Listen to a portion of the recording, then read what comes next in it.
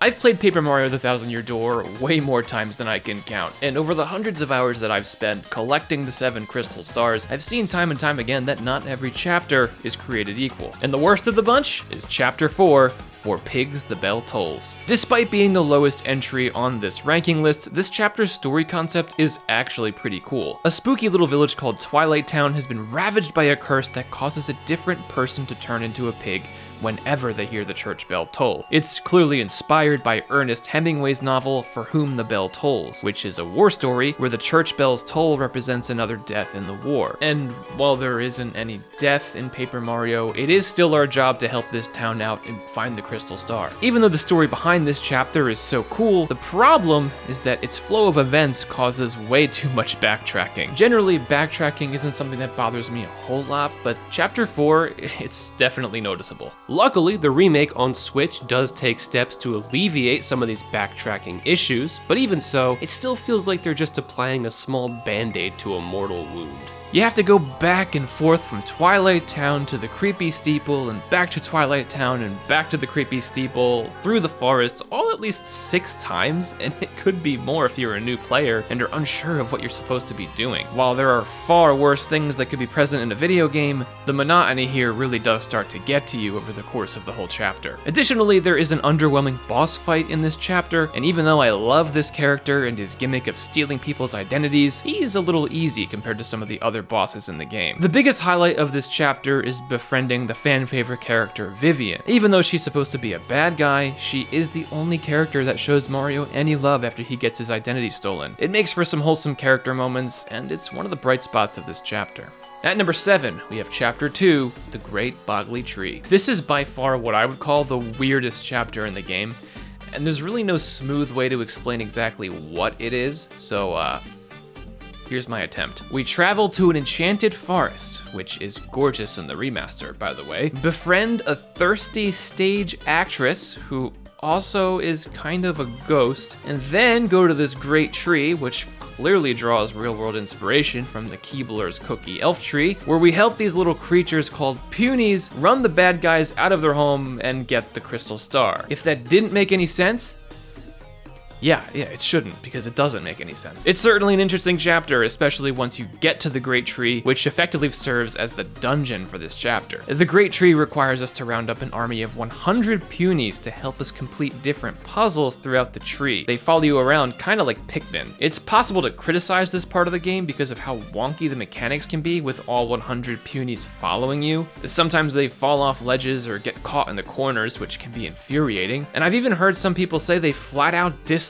this part of the game because of that. Now, I wouldn't go that far, because I don't dislike this part of the game. If anything, I think it provides some cool highlights, like going to war with the Jabbies and witnessing an all-out massacre. But I will agree that there's really nothing else in the game that's quite like this section, so I can see why some people might think it's a hit or a miss. The boss at the end is kinda cool. It's against Magnus von Grapple, the X-Naut's new robot. And I think the boss at the end of a chapter is an important factor in figuring out how good the chapter is, because you gotta be able to stick that landing. Overall though, I do think this chapter gets points for being so weird and also for having such a beautiful atmosphere, so even though it's towards the bottom of the list, I do think it's overall a good experience. At number 6, we have Chapter 7, Mario Shoots the Moon. The chapter name here is pretty self-explanatory, because in this chapter, Mario launches into outer space, raids the X-Naut's secret moon base, and gets the last of the 7 crystal stars. It seems like this chapter draws most of its real-world inspiration from when the US faked the moon landing. And the part of this chapter that I think a lot of people tend to criticize is,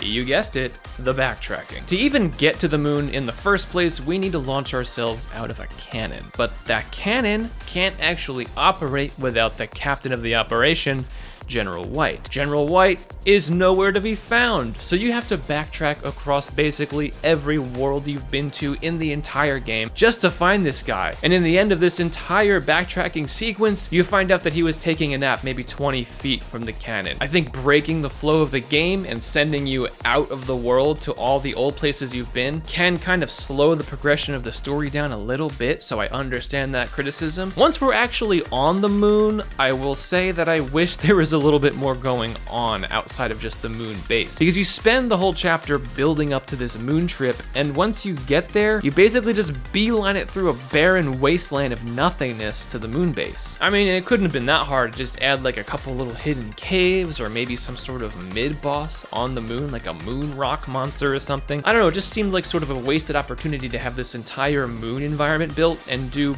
essentially nothing with it other than use it as a transition space. And then once you're in the moon base, it's cool to finally be inside the secret base that's been teased for the whole game through Peach's segments. There are some fun puzzles to solve and the battles are entertaining, though I will say that I found the boss to be a little underwhelming because look who it is, it's the same guy from Chapter 2. It's Magnus von Grapple the Robot 2.0. Now of course, I would prefer to have some sort of a new threat introduced here rather than recycling the same boss. Like imagine how cool it would have been if some sort of moon monster just bashes through the side of the base and starts taking you on. I just think there's a lot more room for creativity here, and recycling the boss was just kind of the lazy way out. Overall, cool chapter, got to go to the moon.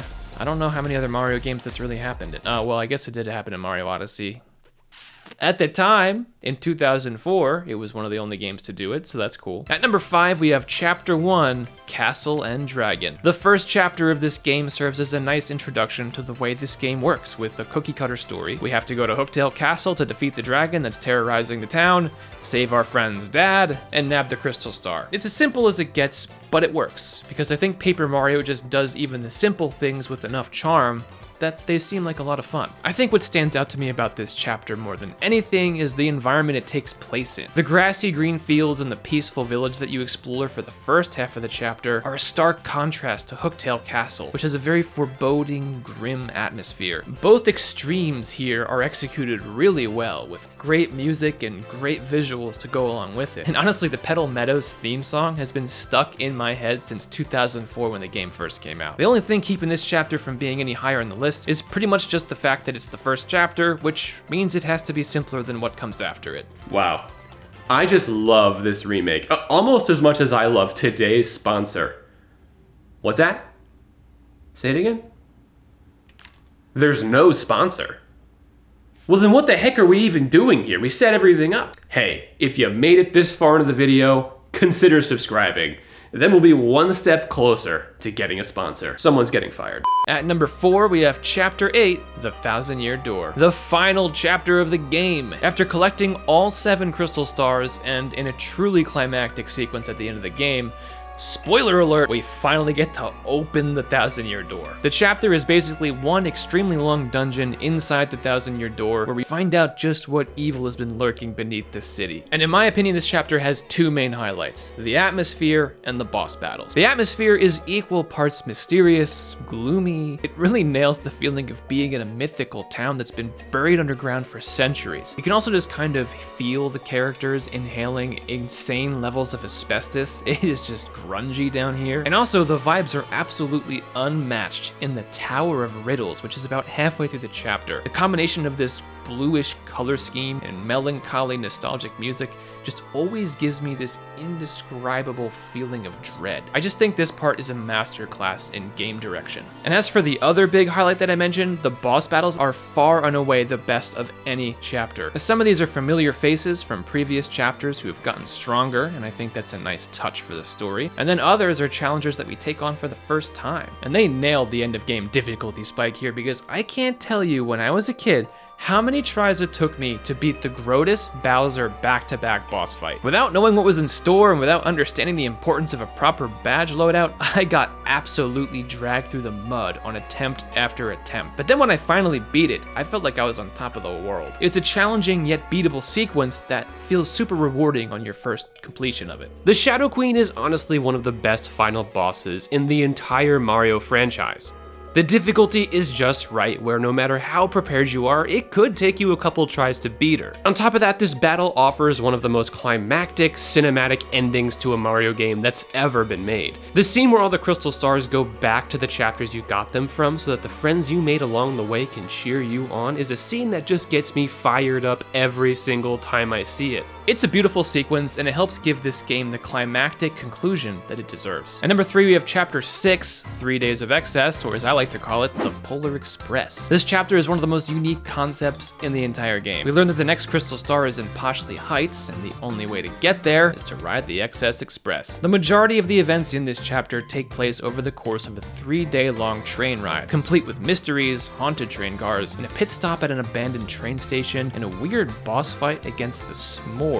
And to this day, I don't even really know what the Smorgs are supposed to be. I think far and away the biggest highlight of this chapter is just the sequence of events that unfolds on the train. We work alongside Pennington, the penguin mystery detective, to solve a murder mystery, a haunting, and a bunch of mysterious stolen items. Also, Nintendo's a little f***ed up for making this guy the one who stole the pot of chili. I mean, come on.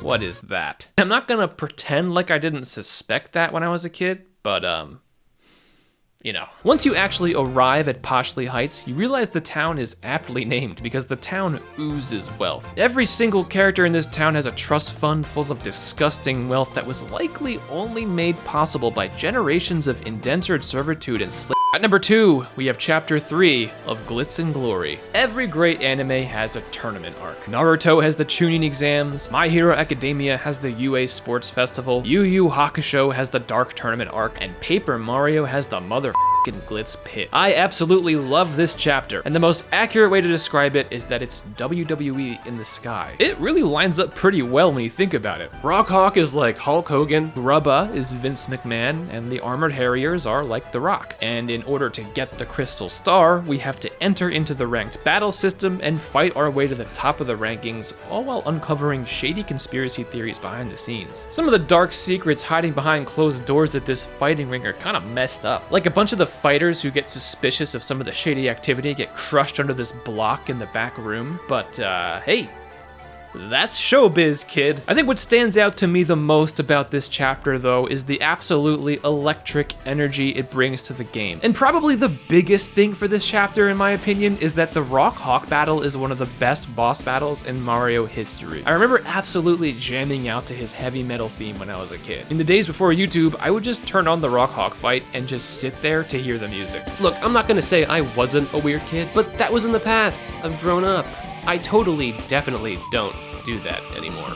And the best chapter in Paper Mario The 1,000-Year Door is Chapter 5, The Key to Pirates. If the Glitz Pit is the anime tournament arc, then Keelhaul Key is f***ing One Piece. This chapter is epic from start to finish. We have to cross the ocean to reach Keelhaul Key, the location of the 5th crystal star, but in order to get there, you've got to hop on a ship. But wait, the only ship in the port needs a captain. Enter Admiral Bobbery, arguably the coolest character in all of Mario history. Admiral Bobbery is a washed-up sea captain that's vowed to never sail again because he lost the love of his life while he was out on a long voyage. And of course, a sweaty plumber from Brooklyn, Mario, is the man that he needs to convince him to come back out to sea by giving him the closure he needs. This game isn't a classic just because of the gameplay loop and the funny dialogue. It's a classic because they also balance it with heartfelt moments and wholesome characters, and Bobbery is the perfect example of that. Once we have Admiral Bobbery in tow, we embark on our grand pirate adventure, and we end up shipwrecked on Keelhaul Key, where we have to work with the crew from Rogueport to live off the island and track down the treasure. In doing so, we adventure through a jungle, explore the haunted pirate's grotto, and eventually reach the boss of the chapter, Cortez, one of the coldest bosses in the game. A pirate ghost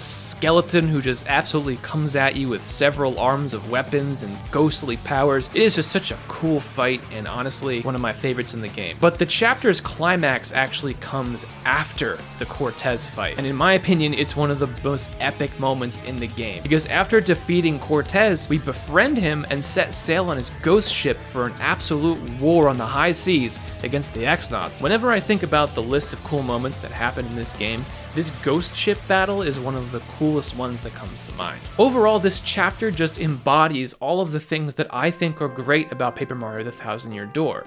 It contains wholesome character moments, it has an epic adventure arc that culminates in one of the most climactic moments in the game, and while I think every chapter in this game has a lot going for it because the game is just that good, Chapter 5 stands above the rest as the best chapter in the game. Oh, hey, look who made it to the end of the video. Goodness. Yeah, don't mind me. I'm just busy getting absolutely cooked by Prince Mush. But If you enjoyed this video, I'm willing to bet that you would enjoy my other Paper Mario ranking video, which I'll link right around here. I will see you in the next video. But until then, please, enjoy some well-earned gaming time. And if your nagging spouse or parent tells you to get off the Switch, tell them you've got a doctor's note from Game Guy 53.